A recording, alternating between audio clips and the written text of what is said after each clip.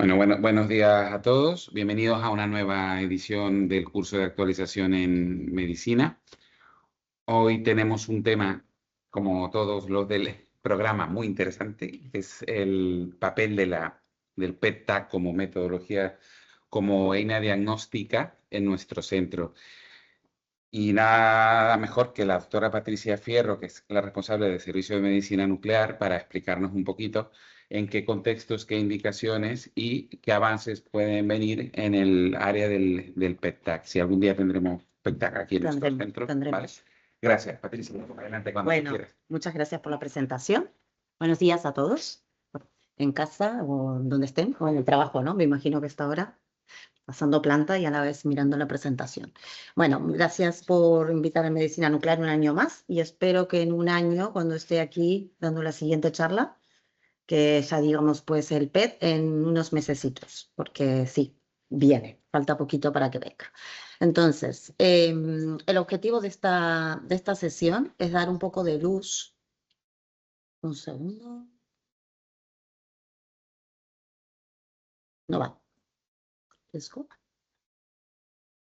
Un momento, es el directo.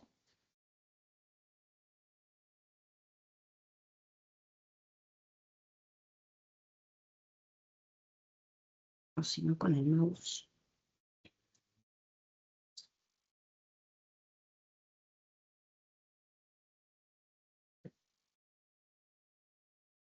Con el mouse, si no, lo puedo pasar. Un poquito. Sí, ya está. Bueno, entonces, perdón, ¿vale? Empezamos. El objetivo de esta sesión es, bueno, tenemos en cuenta que aquí, vosotros que estáis con pacientes que están con poco tiempo, que, bueno, la carga asistencial es mucha y vamos como locos, tenemos lo bueno de que se han incrementado los radiofármacos disponibles hoy en día. Antes íbamos a pedir un PET y lo que teníamos que solicitar era una PET FDG y de ahí nos salíamos. La Agencia Española de Medicamentos es muy restrictiva y aunque ya sabíamos que en el resto de Europa estábamos utilizando muchos otros radiofármacos, incluso al lado, en Portugal, en Sudamérica y en todas partes, aquí aún no estaban disponibles o se podían utilizar bajo ensayo clínico o en clínicas privadas. Hoy día, por suerte, ya tenemos de uso disponibles para todos muchos nuevos radiofármacos que ya están en guía, no solo como uso compasivo, sino como guía para diagnóstico. Pero claro, cuando vosotros entráis al petitorio de SAP, que no es nada intuitivo, y entran a nuclear, me imagino que es complicado saber qué prueba pedir, ¿vale? Y podemos terminar un poco así como esta doctora, que espero que no.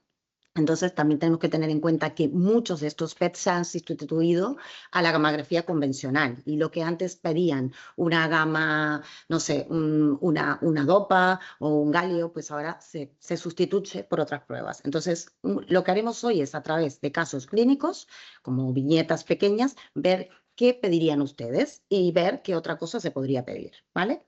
Entonces, por ejemplo, empezamos. Tenemos una paciente de 68 años, bueno, antecedentes de artrosis, hipertensión, que acude a urgencias por fiebre persistente de hace 10 días, malestar general, sudoración nocturna, pérdida de peso no cuantificada, una exploración normal, una PCR de 85, leucocitosis, serologías y hemocultivos negativos, RX y ecoabdominales normales, ¿no? Entonces, aquí, por ejemplo, doctor Riesco, usted de estas pruebas, ¿cuáles empezaría a pedir? Gamografía con leucocitos, un galio 67, un flúor 18 FDG o una gamografía ósea de 3 fases, por ejemplo, o cualquiera de ustedes, pero como tengo a riesgo aquí adelante, 18 FDG, vale. Pues digamos que probablemente lo que pensamos es que, bueno, es una fiebre de origen desconocido, una de las opciones, bueno, pueden ser muchas cosas, evidentemente, pero pensemos que ahora una de las opciones sería o una infección oculta o una vasculitis de grandes vasos. Entonces, perfecto, prueba superada. Hemos pedido una FDG y en el momento actual es la prueba mejor indicada en este caso, ¿vale? No digo que pidamos ya de una la RX y luego la FDG, sino irán viendo el algoritmo diagnóstico, que el paciente de verdad sea una fiebre de origen desconocido, es decir, una vez que ustedes terminan de estudiar al paciente, cómo saben estudiarlo. Entonces, lo importante es que, a ver, los leucos podrían llegar a pedirse en algún momento, pero claro, lo que vamos a ver es algo más focal, localizado, no nos va a dar un estudio de todo el cuerpo. El galio hoy día es muy baja, es bajísima la resolución espacial, es decir, que tenemos otras pruebas mucho mejor y además es muy poco específico. O sea que, por lo tanto, el galio lo quitamos. De hecho, ya prácticamente el galio 67 no lo pedimos para nada, porque ha sido sustituido por otras pruebas. Y la gama ósea de 2 o de 3 fases sería en caso de que sospecháramos una infección, pues, ósea, ¿vale? Una osteomelitis o algo así, ahí sí empezaríamos por ese lado, ¿vale? Entonces, en este caso, lo que vemos, pues, es una, esto. Es un estudio cuerpo entero de PET-FDG. Siempre pensemos que ahora que tenemos tantos radiofármacos, un truquito es que cuando vemos cerebro, pues es FDG, ¿vale? Porque al cerebro siempre le gusta la glucosa y por tanto, excepto que sea un paciente pues con muerte cerebral, que a veces no aquí, pero hemos visto en algún, siempre va a captar el cerebro. Entonces vemos la distribución fisiológica de FDG, ¿no? O se une a los transportadores GLUT, vamos a ver el hígado, vamos a ver el vaso, eliminación urinaria, vamos a ver los riñones, vías urinarias, vejiga, y vamos a ver en este caso una intensa captación, ¿vale? Mural en la aorta y en los troncos supraórticos, que incluso también en miembros inferiores. Es decir, que en este caso es claramente una vasculitis, desde el punto de vista metabólico, ¿no? Evidentemente. Entonces, tenemos que tener en cuenta que siempre la captación la comparamos con el hígado y por lo tanto en este caso decimos que es una escala de Meyer 3, superior al hígado, ¿vale? Entonces, esto apoya el diagnóstico de vasculitis. Lo que hay que tener en cuenta es lo siguiente, que muchas veces podemos no ver modificaciones a nivel de los vasos aún en el TAC y podría ser, es muy sensible, lo podemos ver antes. Pero para ver la sensibilidad es bastante importante el tema de los corticoides, ¿vale? La ventana esta de 5 días es importante. Entonces, también quiero transmitir que ahora, por suerte, tenemos más espacios para hacer PETs y es viable hacer PET cuando tienen la sospecha de la vasculitis antes de poner el corticoide, ¿vale? O comunicarse con nosotros y decir, mira, le acabo de poner el corticoide porque evidentemente el paciente lo necesita, pero necesito este PET rápido. Entonces les transmito esto, es posible hacerlo, porque luego, claro, lo hacemos cuando a lo mejor como no lo hacíamos precozmente, lo hacemos como de control, pero sin tener el inicial, o lo hacemos cuando ya hay pasados los 5 días en el cual podemos tener pues falsos negativos, ¿vale? Entonces perderíamos esa ventana de 5 días. Entonces transmito esta información que creo que es bastante importante para ustedes. Entonces, en la vasculitis siempre vemos el patrón de captación es lo que nos va a dar los datos, la típica localización y bueno, la intensidad siempre va a ser variable según la actividad inflamatoria, que dependerá de la actividad inflamatoria en sí y de los fármacos que hayamos colocado antes de realizar el PEC-TAC, ¿vale? Entonces, ¿seguimos con alguna duda por aquí? No, vamos bien, ¿no? Esto ya es un terreno conocido. Segundo caso, bueno, tenemos una paciente que tiene una prótesis biológica de años de evolución que ha sido ingresada también por fiebre. Claro, para ustedes todos ingresan por fiebre, ¿no? Entonces, por ejemplo, ¿no? Es difícil llegar a un algoritmo diagnóstico. A mí ya me llega sesgado y con vuestro razonamiento. En este caso teníamos una anemia crónica, normo. Entonces, pues nada, hay una sospecha, teniendo en cuenta el antecedente de la prótesis biológica, de una posible endocarditis. Entonces se hace un eco que no ve claramente, o sea, vegetaciones, pero sí lo que ve es una imagen que podría corresponder a un pseudoneurismo, un proceso infeccioso agudo, por un proceso infeccioso agudo o a una secuela posquirúrgica. Entonces no está claro. Tengamos en cuenta, bueno, no voy a dar las sospechas de endocarditis y qué pediríamos en este caso. Más manos, por favor. Opciones, leucos, vale, muy bien. Pues sí. Ahora, de estas dos opciones que dicen PTFDG o PTFDG con dieta cetogénica, ¿cuál pediríamos? Sí, en este caso sospechamos que es una endocarditis, entonces nos da la opción de leucos, gamografía con galio 67, PTFDG, flúor 18-FDG o flúor 18-FDG con dieta cetogénica o de inhibición miocárdica. Eso, exacto. Pedimos eso. ¿Por qué pedimos eso? Porque, como hemos visto, el miocardio, dependiendo de en qué vía utiliza, tiene, mira, justo para endocarditis. El miocardio, dependiendo de qué vía utiliza, va a captar o no va a captar FDG. Así como el cerebro siempre prefiere la vía glucolítica, el miocardio prefiere la vía de los ácidos grasos. Pero dependiendo de esta disponibilidad, es que capta o no capta. Por eso es súper importante, cuando pedimos un PET para endocarditis, preparar a los pacientes, ¿vale? Entonces, no podemos hacer el PET en plan mañana, sino que necesitamos 2 días al menos para que realice una dieta que sea muy rica en ácidos grasos, sin hidratos de carbono y además un ayuno prolongado de 14 horas, que es lo que tiene realmente más impacto, se ha visto, más incluso que la dieta. Esto genera, ¿no?, otra vía para que cuando le demos la FDG no capte la FDG, sino que capte los ácidos grasos circulantes y no tengamos captación miocárdica y podamos ver esas válvulas y todo lo que tenga que ver con el corazón, ¿vale? Esto mismo lo hacemos cuando tenemos sospecha de miocarditis, de pericarditis o de un linfoma que pueda afectar el corazón. O sea, cualquier cosa que pueda afectar el miocardio lo podemos hacer con esta dieta. Por eso también les digo que si ustedes lo piden al PET por X razón y tienen sospecha de algo miocárdico, por ejemplo, eso, un linfoma, y dicen afectación miocárdica, o pues lo comenten para nosotros realizar esta dieta y sacar más rentabilidad a la prueba, ¿vale? Otra cosa, se le pone heparina. Yo creo que ahora ya estáis acostumbrados. Antes siempre nos llamaban y eran como, oye, que este paciente, ¿cómo le vamos a poner heparina? Porque, bueno, es heparina subcutánea, realmente son dosis homeopáticas. El efecto es por un polisacárido que inhibe la captación miocárdica de la FDG, pero no tiene un efecto anticoagulante. Por lo tanto, excepto que el paciente, obviamente, si tiene un sangrado agudo en el momento, no le pondríamos la heparina, pero realmente no hay en la literatura ningún sangrado detectado por la heparina, aunque tenga otro anticoagulante. Da lo mismo y no hay que suspender ningún anticoagulante porque pongamos esto, ¿vale? ¿Vamos bien? Vale. Entonces, en este caso, este paciente, no les comenté que también tenía un marcapasos, ¿vale? Importante, ya que estamos aquí. Vamos a ver aquí. Vemos que la dieta no la realizó muy bien, por lo tanto vemos captación miocárdica. Esta es la imagen tardía, realmente lo que he puesto aquí, que es donde se ve más, pero sí es claramente positivo un foco en la válvula que es, vamos, muy sugestivo. Diríamos que es positivo para endocarditis. Aquí lo que tenemos que tener en cuenta, y es bastante importante, es la historia de la válvula. Es decir, si hay ciertas válvulas como la Medtronic que siempre tienen captación fisiológica, pero que es homogénea, o sea, anular. Es decir, los datos del paciente siempre los tenemos que recapitular, así como la cirugía, ya se haya hecho pues en Valdebron o donde se haya hecho, porque eso da datos para que nosotros cataloguemos una endocarditis como positiva o como probable, pero no como positiva, ¿vale?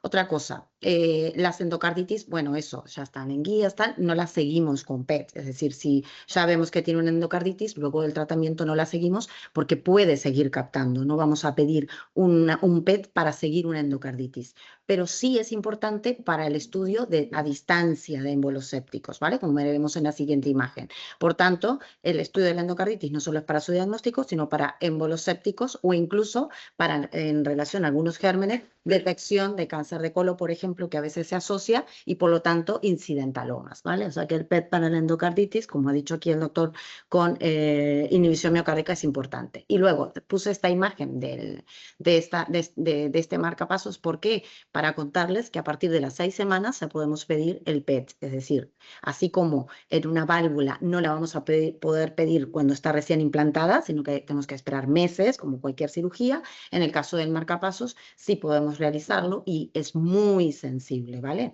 Muchas veces tenemos pacientes que no va a tener hemocultivos positivos, porque luego a lo mejor lo que vemos es, como en este caso, una afectación de la bolsa o del cable en el trayecto extravascular, ¿vale? Sin afectación intravascular. Entonces, cuando vean esto y digan, ay, pero no, el hemocultivo es negativo y tal, pues puede ser, está afectado en la bolsa y el trayecto extravascular. Y en otra cosa importante, los pacientes a veces tienen otros síntomas que a veces son muy mayores, es difícil saber por qué le duele lo que le duele, entonces nos podemos encontrar con sorpresas como la presencia de una espondilodiscitis o la presencia de una artritis séptica. Pues, ¿qué es eso? Lo que decimos, el estudio de extensión de posibles émbolos sépticos a distancia, ¿vale? Bueno, Entonces es eso, la sospecha inicial, vale, ya está. Bueno, terminando un poquito con el tema del FDG para seguir con los otros radiofármacos, tener en cuenta que hoy día en las guías clínicas está indicado pues en casi todos los tumores, ¿no? Como esta es una recopilación de toda la evidencia de diferentes guías actualizadas y tanto para diagnóstico como para valoración de respuesta, como para sospecha de recidiva, pues está indicado en cabeza y cuello, y luego hay detalles, ¿no? En tiroides, cuando en tiroides, en cáncer diferenciado de tiroides, en realidad solo cuando los rastreos de yodo son negativos, ¿vale? Que pensamos que se ha desdiferenciado, sino en un cáncer de tiroides inicial, diferenciado de tiroides, no pensamos que tengamos que pedir un PET, ¿no? Sino que nuclear va por la vía de yodo 131 y cuando empezamos a tener pues rastreos negativos y tiroglinas elevadas, ahí es cuando entra el PEC-TAC, ¿vale? En el caso de tiroides. Y cuando pensamos en otras variantes del tiroides, como el medular, ahí es que ya nos vamos a otros radiofármacos, como puede ser el Dotatoc o la DOPA, ¿vale? Luego, pulmón, obviamente, súper importante, excepto cuando pensemos que ese tumor puede ser un neuroendocrino, que es lo que miraremos ahora, pleura, timo, mama cada vez más, ¿no? Para la estadificación y si los marcadores tumorales indican mal pronóstico ya muy precoz, tumores GIS, gástricos, o sea, en todos está el PET. También importante tener en cuenta que en neurooncología también está presente, ¿vale? Aunque es difícil a veces con el FDG poder diferenciar lo que es la recidiva de la necrosis. Por lo tanto, ahí también juegan otros radiofármacos como puede ser la metionina o la dopa, ¿vale? Este es un cuadrito entonces en el que tenemos todas las indicaciones y al lado alternativas para casos puntuales, ¿vale? Entonces, en neuro, pues ahora venimos bastante fuerte porque con el tema de las nuevas terapias para demencia, pues de momento lo que se está haciendo más es PET-FDG para diagnóstico de demencia y en función, ¿no? de los patrones de captación, junto obviamente con la clínica, mirando la reso y tal, y neurólogo, evidentemente, vemos la probable demencia, pero en Alzheimer con la nueva terapia será muy importante el PET-amiloide, ¿vale? Que está disponible, porque de cara al inicio del tratamiento y a la valoración de respuesta, lo mismo, ¿vale? Espero no estar matándolos, porque el objetivo de la sesión de hoy justamente es como hablar de diferentes radiofármacos, pero no en profundidad, sino para que sepan y se hagan amigo superficial de cada uno de ellos, ¿vale? Entonces, limitaciones, pues eso, cuando tenemos tumores mucinosos con mucho contenido mucinoso, como por ejemplo a veces puede pasar en tumores rectales, ano o incluso en el caso del pulmón bronquiolo-alveolar, todo esto, pues el PET puede no tener captación y el que el PET tenga poca captación o no tenga captación no significa que no vaya a ser patológico, siempre estamos hablando de PEC-TAC y de evolución del paciente y de evolución de la imagen. Si tenemos una imagen que va aumentando en un pulmón, ¿no? Y sospechamos que en vidrio deslustrado, que es, por la morfología es fea y pensamos que es un bronquiolo alveolar porque no capte el PET, no significa que no sea malo, ¿vale? Porque nosotros digamos no capta en PET, pues no es que no sea malo, sino que no tiene avidez por la FDG, ¿vale? Entonces, ahora tenemos una paciente que tiene sospechamos, digamos, que tiene un tumor neuroendocrino de bajo grado, porque es alguien que viene hace mucho tiempo, con dolor abdominal, diarrea, pérdida de peso, fatiga, va mal. Empiezan ustedes a pedir todos los marcadores que van pidiendo y piensan en pedirle un PET. Y aquí es donde nos complicamos un poquito, ya, porque no es tan conocido. ¿Qué pedirían en este caso? ¿Galio? ¿Quién ha dicho? Aquí, galio. Muy bien. ¿Y pedirías cuál galio? ¿Galio 68 de Tatoc o galio 67? Muy bien. Esa es la respuesta. Exacto. Preguntarías, y si en ese momento no lo puedes preguntar, tú describes ahí y dices, tengo este problema. y ahí ya te cambiamos la petición y te llamamos. Muy bien, esa es la respuesta. Exacto. Entonces, exacto, los tumores neuroendocrinos es el galio Dotatoc hoy día, lo que, bueno, está disponible, lo podemos pedir. Es verdad que la respuesta que damos no es como la de FDG, estos pacientes los estamos mandando a Belviche y luego los informamos nosotros aquí, pero también es verdad que son tumores de bajo grado, ¿no? Que tenemos un tiempo para ir pidiendo las pruebas. Entonces, ante la duda, siempre pedimos un Dotatoc. Entonces, tenemos que tener en cuenta que en los tumores neuroendocrinos bien diferenciados, la FDG tiene muy baja sensibilidad. Es decir, la FDG el Fluor 18 FDG empieza a tener importancia cuando los tumores ya son de alto grado, cuando se van desdiferenciando, ¿vale? El galio 67, que era solo para confundir, evidentemente no está indicado en esto, se va a unir a macrófagos y es para infección e inflamación, no se une a receptores de somatostatina ni nada, que es lo que marcamos en los tumores neuroendocrinos. El Dotatoc galio 68 es el de elección actualmente, ¿vale? Que está en guías, ¿no? Ya está, y no es de uso compasivo, sino que se pide con normalidad y es muy sensible. Y el MIBI, nada, aquí nada de nada. El MIBI es el que pedimos para las paratiroides o para cardios. Entonces, miremos esto, ¿vale? Antes han ido cambiando algunas cositas. Cuando el MIBG, que sí que es otro lo que hace es valorar, ¿no? la vía adrenérgica con yodo 123, la gammagrafía de toda la vida, lo que va a ver son diferentes radiofármacos que pueden tener su uso en los tumores neuroendocrinos, ¿vale? Lo que vamos a ver es el almacenamiento de las aminas simpático-miméticas. Eso es lo que estamos mirando en estos. El DOPA va por la misma vía, ¿vale? Sería quien sustituiría al MIBG, ¿vale? A la captación de aminoácidos. La FDG miraría el metabolismo glucídico y tanto el Dotatoc galio 68 como el Octreoscan, que pedíamos toda la vida, lo que mira es el aumento de la expresión de los receptores de somatostatina, ¿vale? Estas son las vías que tenemos que tener en cuenta, ¿vale? Entonces, dependiendo de nuestro tumor neuroendocrino, si pensamos que va hacia receptores de somatostatina, que es habitualmente lo primero que pensamos, pediríamos el DOTA que ha sustituido al Octreoscan, ¿vale? Ya no realizamos Octreoscan porque la sensibilidad es mucho menor y la irradiación también. La irradiación es mayor. Entonces, aquí, vale. Entonces, tener en cuenta que el DOTA, con todo este nombre, el que se está utilizando ahora en España es un Dotatoc. Entonces lo que va a hacer es detectar y poder caracterizar los tumores neuroendocrinos y va a visualizar a nivel de cuerpo entero, que eso es lo interesante, la expresión de los receptores de somatostatina. Entonces está muy bien porque, claro, el Octreoscan era muy baja, la imagen era bastante fea, el hacer un estudio de cuerpo entero era como muy complicado porque así que hacíamos un rastreo, pero en el rastreo la sensibilidad es baja. Entonces hemos ganado mucha sensibilidad y también especificidad, porque a veces pueden haber captaciones por procesos inflamatorios o por traumatismos, incluso pueden haber captaciones que aumenten la expresión de receptores de somatostatina. Entonces, a lo mejor antes a través de esos estudios podíamos algo que era pues una infección o un trauma o una fractura, pues dudar de si era pues una patología en relación a su tumor neuroendocrino, ¿vale? Entonces la vida media son 68 minutos, eso está muy bien.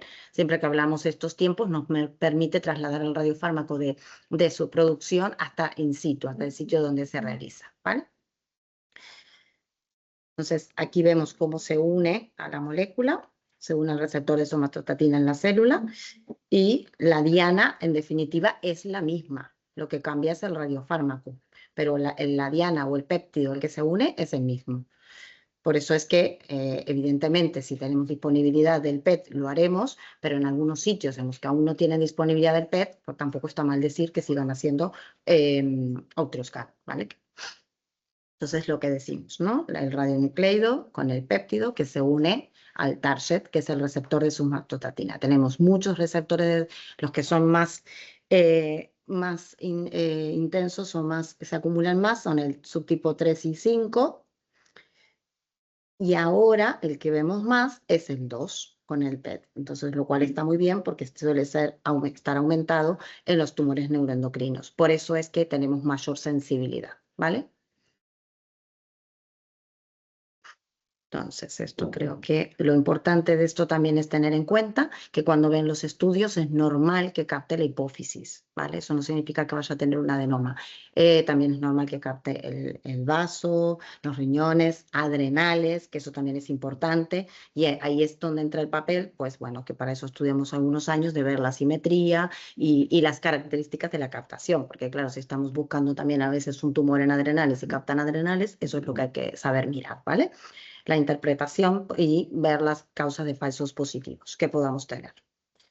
Entonces, creo que estos son los diferentes radiofármacos que están disponibles, pero creo que para vosotros este cuadro es bastante importante. Y es decir, que cuando tenemos tumores de bajo grado con un Ki menos de 3% o intermedio, ¿vale?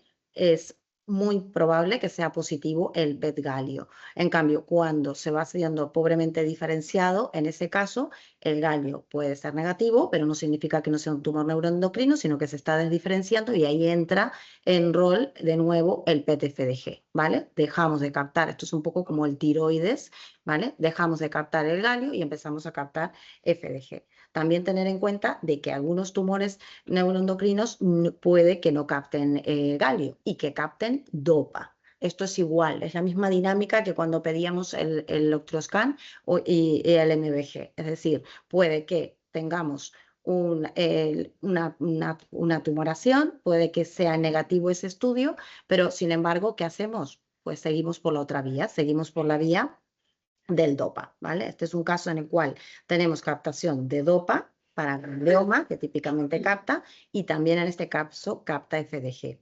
Una cosa que hay que tener en cuenta, yo les dije, no hacemos más MBG, no hacemos más, vale, pero ¿cuándo lo podemos hacer? Por ejemplo, la semana que viene tenemos un caso, tenemos un paraganglioma abdominal que cirugía tiene que quitar, pues en ese caso sí que podemos hacer luego una prueba con una gammagrafía para con una sonda gamma detectora poder ir al quirófano y guiar para poder sacar esa lesión, ¿vale? Es decir, nuclear no solo diagnostica, sino que lo que intentamos luego es ayudar a quitar esas lesiones. Y esto también es un mensaje para todos. Es decir, cuando necesiten ayuda de adenopatías laterocervicales en cuellos multioperados o lesiones que son difíciles de luego ir a la cirugía. Hoy día que los cirujanos no es como abrir y voy y veo que me encuentro, sino que se planifica todo previamente para ir mínimamente invasivo, con Da Vinci y tal, pues bueno, la cirugía radioguiada junto con los compañeros de radiología también cuando en este caso no sería de inyectar, ¿no? Sería de que capta fisiológicamente y luego lo sacamos. Pero en otros casos siempre también está la posibilidad, si lo vemos, de marcarlo con un radioisótopo, ¿vale? Entonces, en este caso, por ejemplo, era un paciente que tenía un Cushing súper mal controlado, ¿vale? Este es un caso que nos pasó el Trueta, que hemos hecho sesiones conjuntas. Entonces, pues todas las pruebas eran negativas. Realmente tenía CT, no, o sea, no se podía localizar el origen de su Cushing, ¿no? Se ha hecho ya DOTA, pues en este caso el DOPA sí logró localizarlo. El mensaje es, no es que algo es negativo y no lo tiene, sino que hay que seguir buscando la vía metabólica para poder encontrarlo, ¿vale? Entonces, pues, vale. ¿Algo más de neuroendocrinos que queramos saber? ¿No? Bien, vale. Ahora vamos a hacer como un pantallazo de próstata también, porque entiendo que... Ah, una cosa importante, perdón, antes de entrar en próstata, aquí no lo realizamos todavía, pero tengamos en cuenta que el detectar esta molécula ay, nos va a dar una vía terapéutica, ¿vale? Vamos, que me he hecho un spoiler que no se puede más. Pero no pasa nada. Pongan cara de sorprendido después y ya está. Digan, qué guapos. Eh, aquí, vale. Aquí, en esta... vale. Creo que una cosa importante que tenemos que tener en cuenta, sobre todo para los que estáis en los comités de tumores neuroendocrinos, es que una vez que detectamos esto, nos está dando una diana terapéutica. Es decir, así como históricamente desde el 42 o así se da el iodo 131 para el tiroides y sigue siendo efectivo y lo seguimos utilizando, pues ahora está pasando lo mismo para los tumores neuroendocrinos. Si somos capaces de detectar que tiene receptores, sobreexpresión de receptores de somatostatinas y somos capaces de detectar dónde están, pues podremos marcarlos con una molécula que genere radiación, ¿vale? Esto es el lutecio, ¿vale? El lutecio 177 y el itrio 90. Son moléculas que lo que harán es esto mismo, pero unido, en vez de unido al galio, unido al lutecio. Entonces, no es que le hagamos con una molécula el diagnóstico y el tratamiento. No, no, no. Le hacemos el PET. Descubrimos que capta. Bien. Vemos cuál es la estadificación del paciente. Obviamente es un tumor neuroendocrino, si se puede operar, o sea, todas las líneas de tratamiento. Pero dentro de lo que es un estadio 4, ¿vale? Cuando está diseminado, la terapia, la teragnosis, que es lo que llamamos, que es tratar con lo que diagnosticamos, ha subido ya en cuarta línea, tercera línea, es decir, ya hay muchos ensayos como el NETTER que lo posicionan como terapia a distancia, ¿vale? Esto lo hacemos en Belviche, ¿vale? Son pacientes que se derivan a Belviche y se tratan ahí y van muy bien, porque lo que se trata es justamente dirigido a esas zonas. Entonces, se dan ciclos y bueno, la sobrevida es buena. Solo para que sepamos que esa terapia está y siempre vía comité neuroendocrino, ¿vale?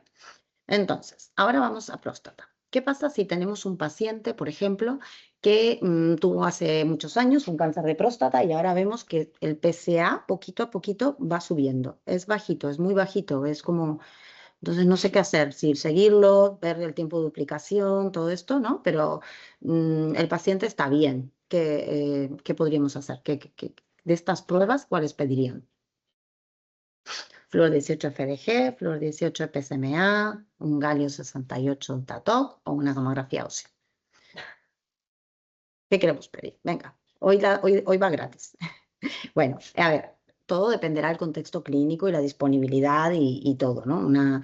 Es verdad que es bastante importante el dato del del PSA bajo. Es decir, si el PSA es muy bajito, bueno, y no tiene dolores óseos, y no tiene, ¿no? Y no tenía M1 óseas al inicio, bueno, no es muy probable que vaya a tener una M1 ósea. Entonces, bueno, la gama tiene alta disponibilidad, pero realmente hoy día lo que está indicado en estos casos es el PSMA, ¿vale? Que ya es, bueno, ya no es se puede solicitar directamente, no es de uso compasivo como lo era hace un año, y ya además ya está indicado, ya salen ahora además las nuevas guías y todos para el diagnóstico, no solo como antes que era solo para sospecha de recidiva, sino también para el diagnóstico. Antes hacíamos colina, nos puede sonar bastante, ¿no?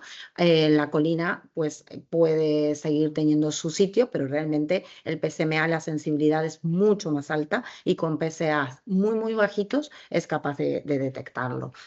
¿Por qué? Porque, bueno, aunque el nombre PSMA significa antígeno prostático específico de membrana, esto fue el que hizo como el primer estudio, el segundo o el tercero, porque luego a medida que empezaron a hacer estudios, pues nada es específico. Entonces siempre se empiezan a encontrar falsos positivos, posibles causas de captación que no son reales, sobre todo inflamación o incluso falsos positivos para metástasis óseas, sobre todo con uno de ellos que es el 1007, por ejemplo, por Pagets, ¿vale? Por displasia ósea, es decir, bueno, específico no es, pero es mucho más específico que la colina, ¿vale? Y además sí que tiene muy, muy buena sensibilidad y especificidad dentro de lo que son los valores y los estudios. Entonces, lo bueno de esto es que lo que va es a unirse a una proteína transmembrana y que va a estar presente en todos los tejidos prostáticos. Por tanto, se va a unir a próstata y todo lo que implique una M1 prostática. Entonces, lo bueno también es que una vez que lo diagnosticamos, lo tratamos. Es decir, existen posibilidades de hacer tratamiento con PSMA lutecio, ¿vale? Y con muy buenos resultados también, ¿vale? Entonces, el PSMA se puede marcar con flúor 18 o con galio 67. Hoy día se está prefiriendo marcarlo con galio 67 porque es más fisiológico para luego ya directamente ir a hacer el tratamiento, ¿vale? Cuando queremos hacer teragnosis. Y es eso, está indicado tanto para diagnóstico como para recidiva bioquímica con un PSA mayor de 0,2 nanogramos decilitros en 2 determinaciones consecutivas. Y en el caso de después de radioterapia, con elevación de PSA mayor de 2, no de 0,2. Cuando la PET-colina es negativo, digamos, si la PET-colina es negativo, pero el diagnóstico inicial era de alto riesgo de intermedio o el PSA es más de 2, también está indicado un PSMA. Realmente hoy día ya directamente pedimos el PSMA, no pedimos la colina, ¿vale? La colina ha quedado más para lo que es adenomas de paratiroides y también para cerebro. Entonces, esta es una imagen para que vean lo que decíamos. Tener en cuenta siempre la distribución fisiológica.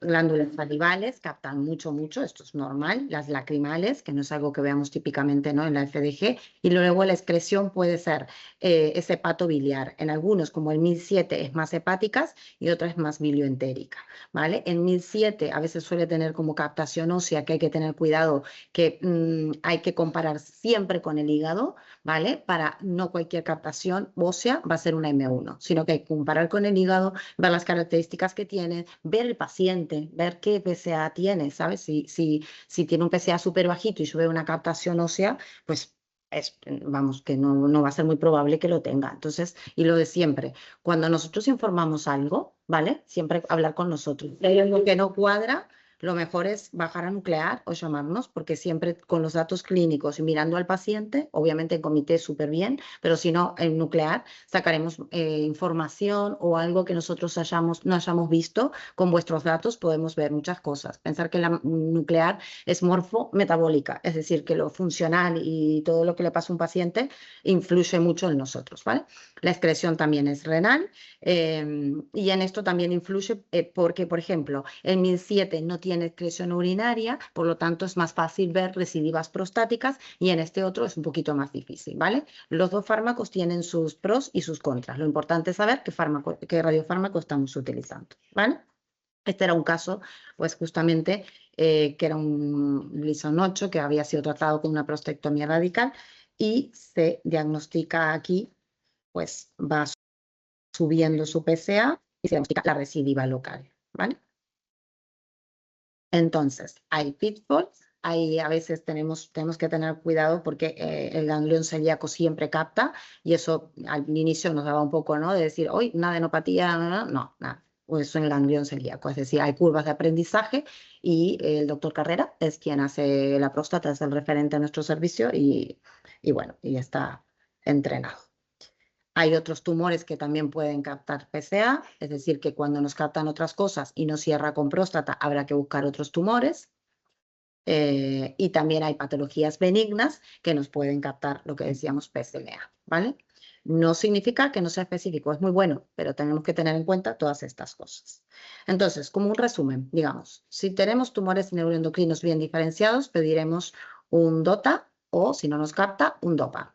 Si tenemos un cáncer de próstata y queremos estadificarlo o ver si hay una recidiva, pues un PSMA.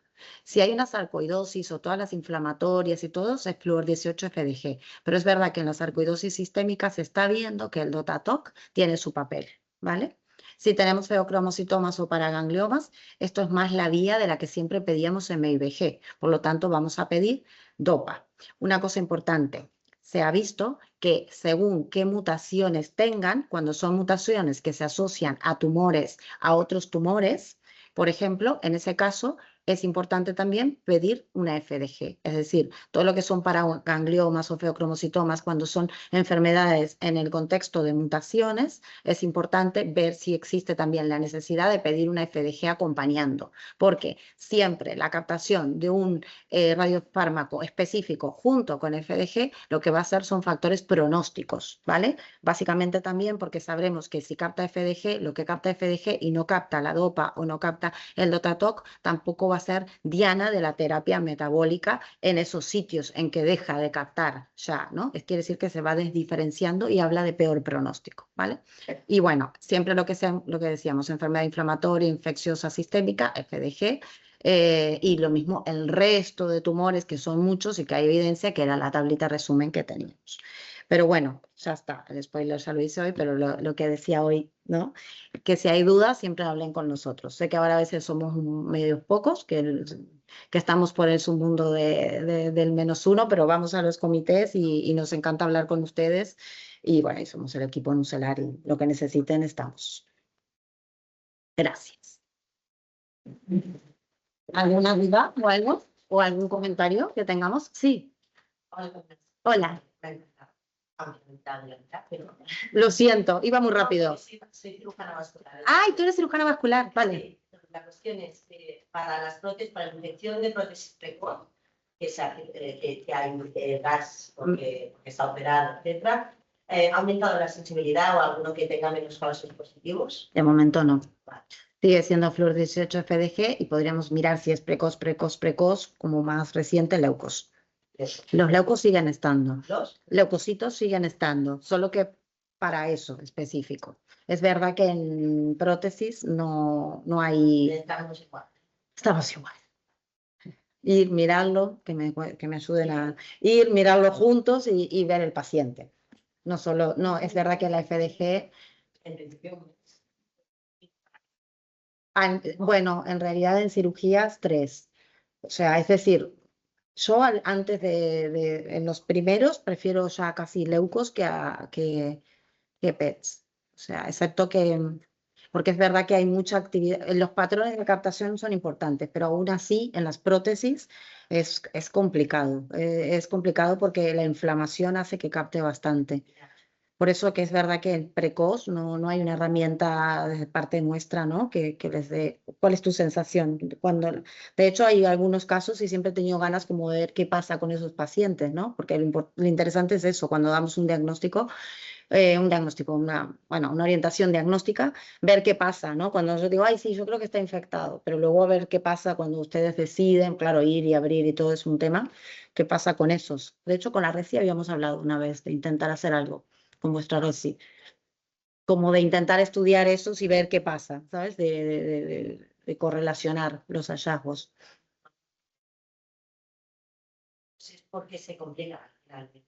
Si hay alguno, pues porque hay alguna rotura de algún pseudoneurisma o porque se trombosan, ¿no? Porque la propia inflamación pues hace que se trombose, entonces es como un poquito, al final lo acabamos haciendo por un poquito por la clínica, si tiene mucha fiebre Y luego están los otros que son como crónicos, que el paciente está súper bien y nosotros nos sigue captando, que eso también, incluso se ha descrito que a veces capta y que después dándole corticoides deja de captar. Tuvimos una vez un caso con GDA, recuerdo, que era eso, que el paciente estaba bien y captaba y luego se le dio corticoides y dejó, claro, la FDG se une a los macroagregados, entonces no solo es infección, también es inflamación. Sí que estamos ahí, estamos un poco cojos, yo creo.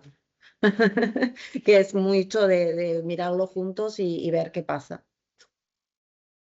Nada, Bea. felicidades. Nada, Bea. Muy bien. ¿No sirve hacer un plan de control por tratamiento en el caso de infección de dispositivos? Sí, de dispositivos sí. ¿Y cableados? Sí, de endocarditis.